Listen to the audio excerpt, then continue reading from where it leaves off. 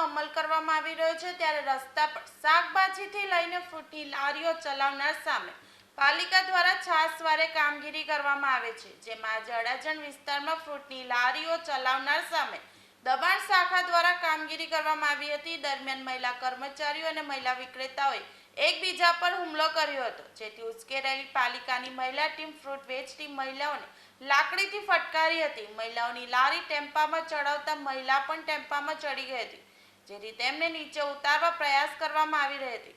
આ દરમિયાન એસએમસીની મહિલા કર્મચારીઓએ ફ્રૂટ વેચનાર મહિલાઓને લાકડીથી માર માર્યો હતો, જેમાં એક મહિલાને માથાના ભાગે ઈજા થતા સારવાર માટે હોસ્પિટલે ખસેડાઈ હતી।